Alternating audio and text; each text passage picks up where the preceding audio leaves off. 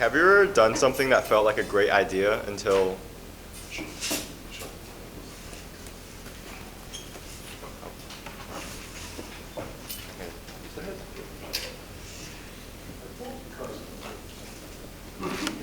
Have you ever done something that felt like a great idea until gravity had a very different opinion? For Tim, that moment of doubt came somewhere around 3,500 feet in the air, upside down, while he was attempting to skydive for the first time. Wow. Today, Tim wants to take us through a chaotic, humbling, and oddly empowering adventure that taught him how to stay calm when everything's literally turned upside down. With his speech titled, "The Day I Felt Up," let's welcome Toastmaster Tim Taylor.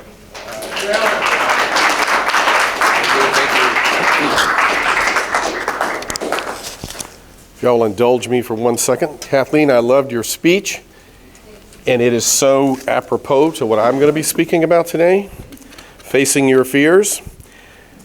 Who has a fear of heights in here? You know, when I was a kid, I didn't know that I had a fear of heights. But I knew that every time that I got up on a ladder, the whole ladder would shake. And I would be like, why is this ladder shaking? Because my body is shaking. I'm not afraid of much. I've done many things in my life. I've been in fights. I've been all kinds of things. I played football at 165 pounds up against guys that weighed 250, and I would beat them. I'm not afraid of many things except for heights. You take one step up on a ladder, and I start to shake. So how do you get over your fear of heights? You go skydiving. So when I was in college, I was walking down the hall one day, and I saw this little thing on remember the bulletin board? People put, roommates or whatever, said, learn to skydive. 1 day, $60. I thought, that is cool. I'm going to do that. This is in the 70s, guys, okay? So I'm dating myself for a little bit. So I got my brother and another friend, and we drove out to this little landing strip that was near Memphis, Tennessee, where I grew up. And we got there, we went down this long dirt road, we got there, and it was just this little strip and an old Cessna plane sitting there and an old dumpy trailer on the property. And you walk up to the door, and it said Archway Parachute Center written in magic marker. Gives you a lot of confidence. Nobody was there. And we're about to leave, and all of a sudden I hear banjo music. Sounded just like Deliverance. And this old guy comes driving up in this old rickety pickup truck, smoke going everywhere. He gets out, I swear he had 4 teeth. He was our instructor, and also the pilot, and the owner of the Archway Parachute Center. So he was actually a pretty nice guy, but we got literally 1 hour. Like I said, 1 hour of instruction. To prove to you guys that I'm telling you the truth, this is me getting my chute on, okay? This was shot on an 8mm movie camera and converted to videotape and then uploaded to YouTube, and that's a screenshot. That's why it looks like that, okay? It was not a photograph. It was a screenshot. So we get on the plane. He takes all the seats out of the plane except for the pilot seat, so he could get all of us in the plane. So there was him and there was 3 of us. Who goes first? Me, of course. We had 1 hour of training, and this was going to be what's called a static line jump, which means there's no pulling the ripcord. I'm sitting there in the co-pilot seat. Now at this point, I was 19 years old. I had never been in an airplane in my life. Never flown anywhere. So the very first plane I went up in, I jumped out of. I bought this bumper sticker that said, I've jumped out of a perfectly good airplane. So anyway, he pulls out the co-pilot seat, and that's where I'm sitting facing the back of the airplane. We're taking off, I'm backwards, okay? I can't even see where we're going. I can look out the little window and I can see the tire leaving the ground. I said, well, we're in the air. Here we go. So we get up in the air, and he's given us quite a bit of instruction over our 1 hour.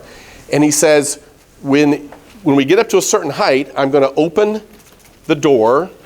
Now, these pictures are not from the video because I couldn't take pictures back then because I was jumping. So basically what you do in this little Cessna airplane is he opens the door, and the first thing he says is get your feet out. So you turn and hang your feet out of the airplane. Now, it's like standing up in a convertible going 80 miles an hour. okay? We were going about 110, I think. So you get your feet out. The next command is get out, okay? There's a tiny step. There's a tiny step just outside the airplane, and there's a wing above you and a strut that comes down to the plane. So you're supposed to go out there and hang on that strut. That is literally what you do. You hang on to the side of the airplane before you let go. This is not a risible moment, believe me. Especially when you've never been in an airplane. Now, I did have a reserve chute, which, I'll tell you a little bit more about that in a minute. But anyway, you put your foot down here. You can't see the step, but you put your foot down here, and then you're supposed to guide yourself out and hold on to the strut, okay? And when he says go, because it was very windy that day, when he says go, he kept telling us, you have to go. If you delay even 4 or 5 seconds, because of the speed of the airplane, you may end up miles from the landing zone, okay? We are only at 3,500 feet though. 20 seconds, if the chute doesn't open, you will hit the ground, okay? So what you're supposed to do when you get out there is you get your angle. Again, that's not me, but that's just want to see what it looks like. When you're out there holding on to the strut, when he says go, you're supposed to go like this. You're supposed to let go and go backwards like that, okay? I was very afraid, obviously, because I'm afraid of heights. I was reaching out for the strut, and I was kind of like this, and he was watching where we were going, and because we were flying so fast, he's like, you have to go when I say go. I let go before I got out to the end of the strut. And I didn't go like this, I went like this. I went straight back. So what happened? The line connected to my chute came right in between my legs. And so did the parachute. And the next thing that I saw was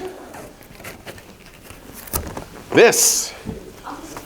My foot was caught in the chute, okay? And it is, again, not a risible moment. I'm coming down upside down. At 3,500 feet, they could hear me yelling on the ground. My friends could hear me yelling. So I'm trying to reach up and undo my foot, and I finally did, okay? About maybe 2,500 feet before the ground. The chute opens. It opens up well. Because it didn't open immediately, I didn't land where I was supposed to land. I landed in a cow pasture. And literally I hit the ground, boom, into the muck, okay? The wind caught the parachute, I fell over forward, and you know what's in cow pastures? And it was all over me. So eventually the chute did open. I wanted to tell you all another thing. These were not the nice square chutes where you land comfortably. These are old Army surplus parachutes. Very, very, you hit the ground very, very hard. So the moral of the story is, if you want to get over your fear, do something extreme. Thank you very much.